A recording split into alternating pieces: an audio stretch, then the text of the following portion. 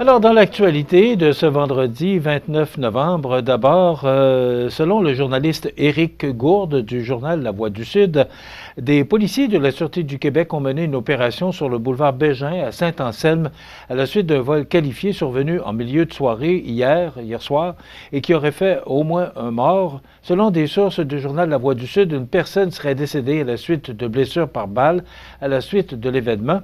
Une autre personne aurait subi des blessures similaires et a dû être transportée vers un centre hospitalier par les ambulanciers.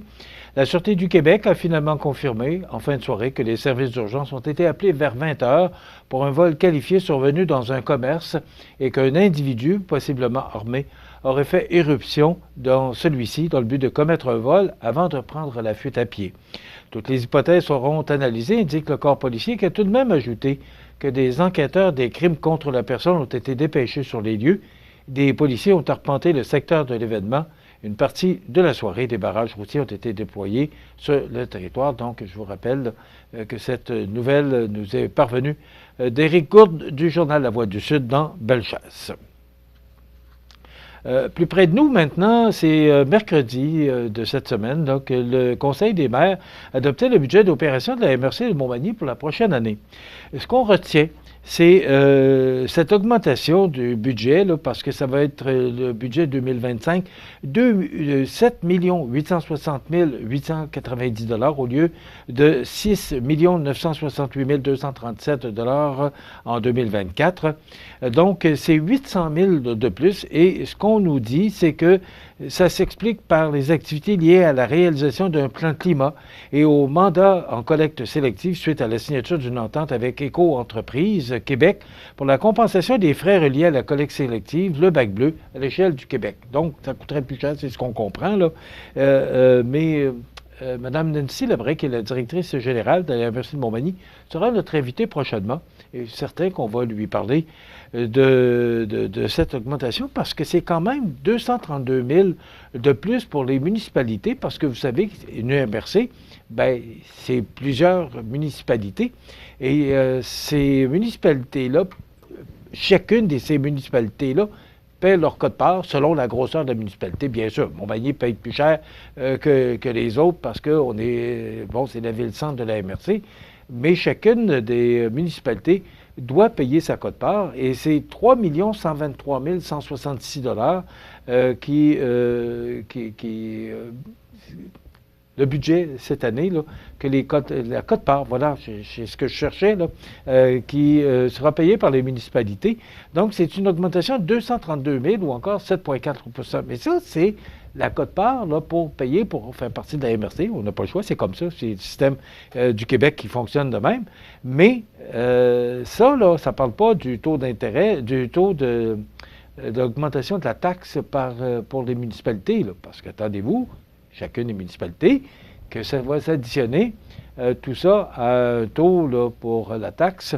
Déjà, hier, on apprenait que Lévis proposerait 3,3 % alors que c'était 7 % l'an passé. Donc, ce serait 3,3 % pour Lévis. Et au cours des prochaines semaines, là, on va entendre, parce que toutes les villes, les municipalités sont tenues au 31 décembre de déposer un budget avec équilibre. Là, donc, ils n'ont pas, et selon la loi, ils n'ont pas le droit de présenter un budget déficitaire. Donc, ça doit être un budget équilibré. Donc, on va sûrement entendre parler au cours des prochaines semaines. Et Montmagny, je sais qu'on est invité là, le 16 décembre, il me semble que c'est le 16 décembre, là, pour la présentation à huis clos pour les journalistes, et après quoi, ben, on va le proposer à la population. Donc, une augmentation quand même de 7,4 % là, pour chacune des municipalités, c'est quand même important. Maintenant, à l'approche de la période des fêtes, ben, on sollicite, la ville de Montmagny sollicite les gens pour les paniers de Noël. C'est 250 demandes qu'on a eues cette année. c'est quand même énorme et ça augmente de plus en plus. Les besoins sont de plus en plus criants. Bon, avec l'inflation, ça coûte tellement cher aujourd'hui. Donc, les gens dans le besoin, bien, il y en a de plus en plus. Alors, jusqu'au 6 décembre, des denrées non périssables seront récoltées grâce à la collaboration des écoles et plusieurs commerces et entreprises sur le territoire. Il y aura également des boîtes qui seront disposées dans le hall d'entrée de la ville de Montmagny. Et il y a IGA cette année, le magasin Coop IGA, qui encore cette année fait sa part, là, qui va offrir la possibilité d'acheter des sacs de denrées alimentaires préparés par des bénévoles. On paie 14 $, mais le coût réel, c'est 23 $. Le 9 $, bien, c'est la collaboration d'IGA. Alors, tout le contenu de ces sacs achetés servira à garnir les paniers de Noël qui sont remis au 21 décembre là, aux familles défavorisées.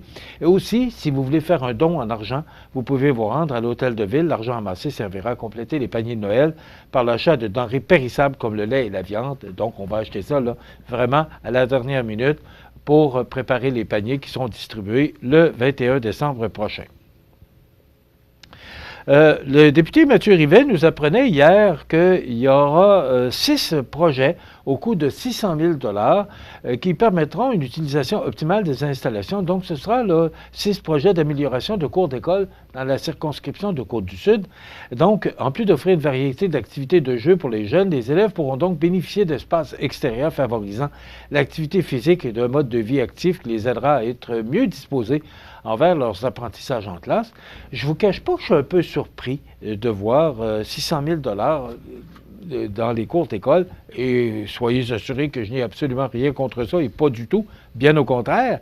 Sauf que là, on entend, bon, des cours de francisation qui ont été abandonnés là, en raison des coupures de budget. Hier, on entendait là, sur différents réseaux nationaux, j'ai cherché le communiqué de presse, mais je ne l'ai jamais trouvé. On annonçait 330 mises à pied là, de la part du CI3S Chaudière-Appalaches. Mais je n'ai pas de communiqué de presse. Ça a été annoncé à Radio-Canada et sur TVA, mais moi, je n'ai pas été capable de mettre la main sur ce communiqué de presse, mais quand même, la nouvelle est là. Alors, on voit là, de plus en plus là, différentes coupures où on demande de faire attention, on demande de respecter les budgets là, dans les différents ministères, parce que le ministre l'a annoncé, le ministre Girard, la semaine passée, dans sa revue économique, là, que c'est un budget de 11 milliards de déficit au 31 mars.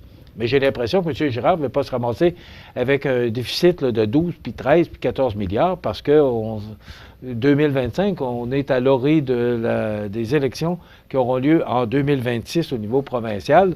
Donc, on essaie de ne pas dépasser un déficit de 11 milliards. Moi, j'aurais aimé ça qu'ils nous disent qu'on s'orientait plus cette année parce que, bon, l'économie est comme repartie. J'aurais aimé ça qu'ils nous mentionnent que non, ça ne sont pas 11 milliards. On regarde peut-être plus pour 7-8 quand même. C'est beaucoup d'argent. Mais c'est ça. C'est 600 000 $ qui est attribué pour la réfection de ces cours d'école. Et dans notre région, le remplacement des modules de jeu et ajout d'un carré de sable avec lignage de jeu au sol de l'école primaire Beaubien de Montmagny. Et il y aura ajout de paniers de basketball et aménagement d'un sentier de vélo avec une classe extérieure de l'école primaire Saint-Pédis de Montmagny. Je vous rappelle que j'ai absolument rien contre le fait qu'on annonce ces argents pour la réfection là, des cours d'école de ces 2 écoles, particulièrement chez nous, mais il y en a 1, 2, 3, il y en a 4 dans le Kamouraska. On comprend que c'est un besoin, mais quand on entend aussi que les bâtisses là, qui ont besoin d'un peu d'amour, ben c'est à se demander pourquoi on met ça dans les cours d'école alors qu'on pourrait peut-être rénover et procéder à la réfection là, de certaines écoles. Et je vous dis, là, parce que j'ai vu la cour d'école de l'école Saint-Nicolas, c'est vraiment magnifique ce qu'on a réussi à faire là, puis je trouve chanceux, et c'est ça les parents qui s'unissent pour aller chercher de l'argent dans la communauté. Et ça, là, je salue ça. Bravo pour cette initiative pour des parents, là.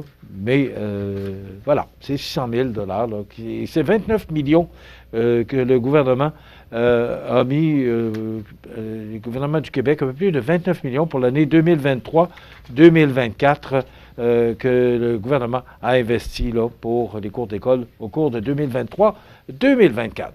Et il faut mentionner là, les chevaliers de colon du Conseil 3075 de l'Îlet-Sud là, qui ont remis 2500 $ à la Maison de la famille de la MRC d'Îlet pour attendez un petit peu, un organisme qui joue un rôle donc, crucial dans le soutien aux familles de la région. Ben, bravo pour le travail que vous avez fait. Maintenant, lundi, on reçoit Mme Julie Pépin de Bureau Pro Citation qui viendra nous parler de l'arbre argenté. C'est une excellente collaboratrice avec Mano Médical et CMA TV. Et aussi, on recevra Nicole Robert de la Chambre de commerce et industrie de Montmagny. Donc, c'est ce qu'on vous réserve pour l'émission de lundi. Ça complète déjà notre émission de la semaine, cette dernière émission du mois de novembre. Lundi, ce sera déjà rendu le mois de décembre. Je vous souhaite une belle fin de semaine. À lundi.